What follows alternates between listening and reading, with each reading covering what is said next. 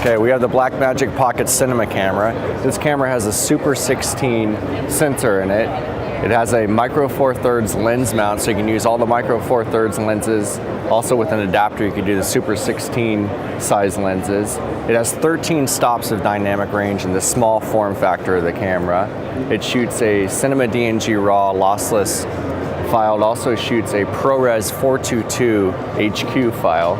So it has a nice LCD screen here on the back. You can get into the menus. It comes with a rechargeable, replaceable lithium-ion battery. It also has a recording option to SD card. Then on the side here, you have your micro HDMI connection. You can plug in for a power adapter to recharge the battery. You also have your mic jack, your headphone jack, and then lane control for stop-start remote recording. It's a nice size, so you can slip it, as it says, pocket-sized camera, put it right in your pocket. Target customer really would be anyone, all the way from consumer up into the high end. You're gonna get that nice cinematic film look with the 16mm sensor in it. Price is $995. It'll be shipping in July. Okay, so we have the Blackmagic Cinema camera. It has 13 stops of dynamic range, EF mount, so you can use all your compatible EF CANON lenses. You record to the SSD drives right here on the side. Has a nice LCD screen. You can jump into the menu here, go through all your options.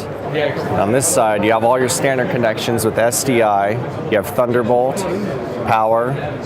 All your audio connections are here. Headphone jack and remote link control.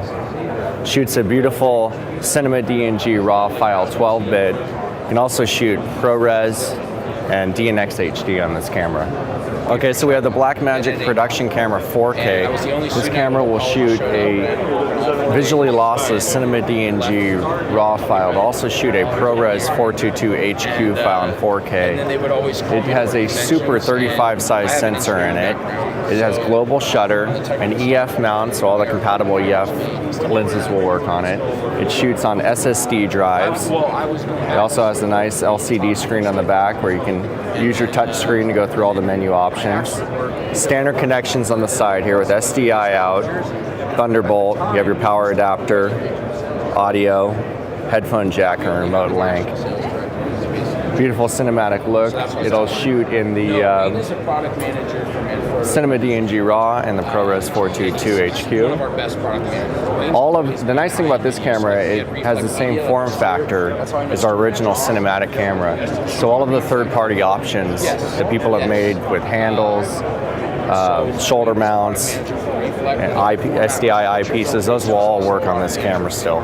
We have our new ATEM Production Studio 4K switcher. So this enables you to do Ultra HD. Actually has 8 inputs, so it has 4 HDMI and 4 SDI 6 gig connections to do Ultra HD on this. It has a nice new front panel here, so you can do your switching if you want to from the cameras automatically here with the buttons. It has a nice LCD screen, so you can go through and check out your video as it goes through and switches. The nice thing about this switcher is that you can use SD, HD, and when you're ready, you can move up to Ultra HD at the same time. It has all the same features and functionality of our previous ATEM switchers, but you're ready for Ultra HD also. It's $2,000. ATEM Production Studio 4K also comes with an 8-camera multi-view, software-based application. Comes free with the switcher, so if you want to, you can just use the software to go through doing your camera switching, but you can also add on our hard panel from our 1ME switcher or our 2ME switcher.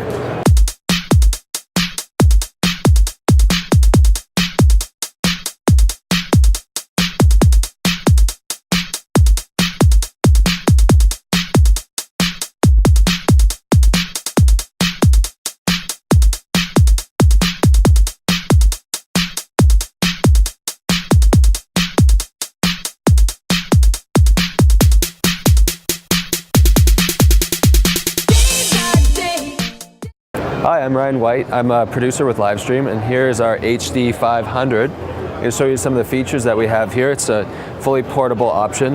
You've got your 4 inputs or 5 inputs, depending on whether you want to have an output or not. And I can run you through the UI here, if you want to come and take a look. So you can see our basic layout here. We've got our preview and program windows. We've also got our camera 1, 2, 3, and 4 that we're using right now. We've also running an output up to this TV up here is our program. And then here you can see we have our graphics 1, graphics 2, media 1 and media 2 for our graphics and media options as well. So first I'll start just by showing you our main mix window. So you can see I'll bring up our fashion, our production company shot this live stream. And so you can see you've got all your options up here: cut, fade to black. You have your auto transition options as well, and those are right here. You can see we have our wipes available here. Any selection of those you can choose. We've got our downstream keys on graphics 1 and graphics 2. You can see it comes in right there. And your cut and fade options, as well as linking and preview if you like as well. So basically, once you get down into our graphics layer, you can actually design all your graphics on the box itself while you're streaming and while you're live. So as you can see, we've got our 2 live boxes here. It's our picture-in-picture that we've just released for NAB. And you can see that this is just a cropped and scaled version of the video that we're showing here on camera 2 or camera 1. And then you can see this is just a PNG image with alpha that we've loaded in here for our window. Oh, I just clicked on a point here. I'll bring it up back again. So you can see this is a video asset that's actually playing out of our media bin right here. So you could actually pause that, and you see that that is now paused within this design window here. As well as our dynamic text. You can see it says left label, right label.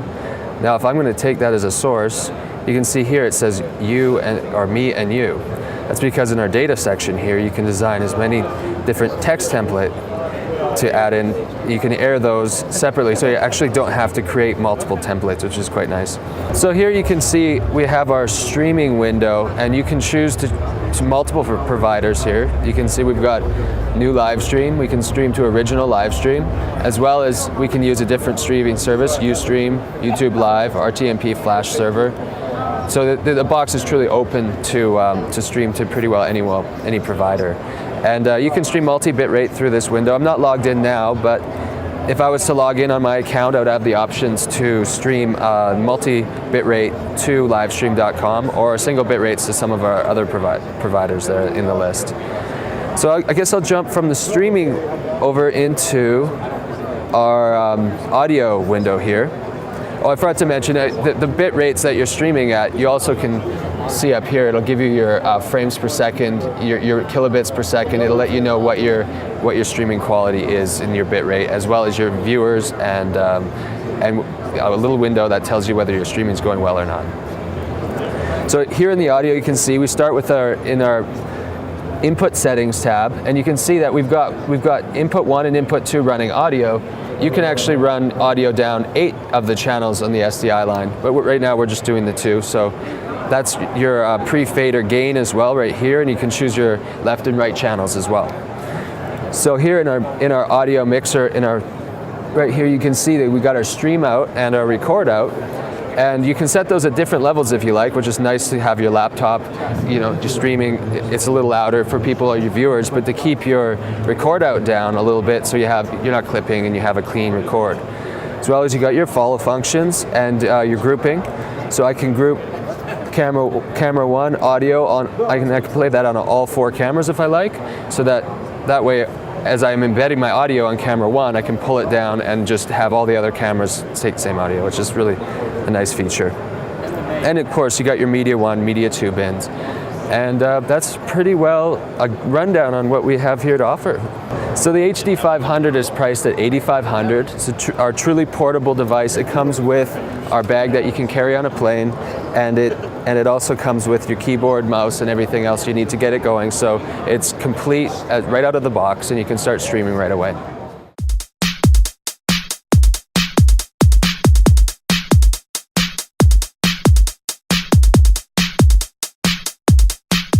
Hi, I'm Nikki. I'm with Schneider Optics, and I'm showing you all the new iPhone products that we have, the iPro Lens system. We have been doing the iPhone 4, 4S with 3 lenses available, the fisheye, a 0.65 wide-angle lens, and a 2x tele lens.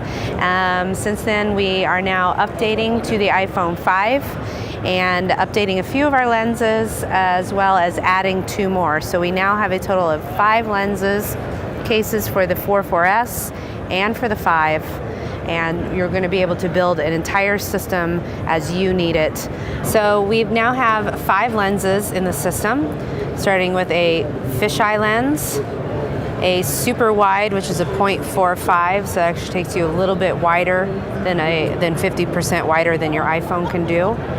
We have a 0.65 wide angle. We have a 2x telephoto lens, and we have a brand new macro lens as well. So you'll be able to buy any of the lens combination that you see fit for your needs in the iPro system. The price on the system is, you'll buy first the starter pack, which will include the case for the iPhone 5 or the iPhone 4.4S, and the starter part of the handle that gives you both tripod mount inputs and the ability to attach the handle to the case, and that will retail at about $49.95. And then you buy the lenses individually, anywhere from the macro lens, which is going to retail approximately $45, up to our most expensive lens will be the 2x tele at $105, and the other lenses will fall into place. So what you pay for your kit really depends on which lens combination that you're looking for. Some examples of how these lenses work in still mode. Of course, in video you'll see a slightly different image because in video your lens or your iPhone will crop in a little bit. But in the still mode, here we've got an example where we're standing in the exact same place using all these lenses. This is the iPhone with no iPro lens at all. This is just the standard iPhone lens. Here is what you'll get with the fisheye lens, that very classic, almost peephole, very fisheye lens. Oops. We have the super wide. Now we've lost that outer edge. We still get a huge amount of image in the photo. A little bit of curve on the edges because it is so wide, but when you go to video, that curve is lost and you get this beautiful super wide lens that you would never get with the iPhone by itself. We have the standard wide that has no bend on the edges at all and gives you that nice little bump out, all the way to our 2x tele, which will bring you in really nice and close without having to use your internal, sorry I messed up. Can I do the tele part all over again? Yeah, digital zoom. Thank you. All right, let's do that one. Go ahead. And now we have the telephoto lens, which will get in really nice and close without having to use the iPhone's digital zoom, which tends to break apart the image a lot more. We also have the macro lens now. I have a beautiful example of a stamp. Here's how close we can get to that stamp with the iPhone with its native lens. And by adding the macro lens, I can get really nice, close, sharp details. You can even read some of the address here that's on the envelope of the stamp. So it's a really incredible lens. And that's the lineup and what it does.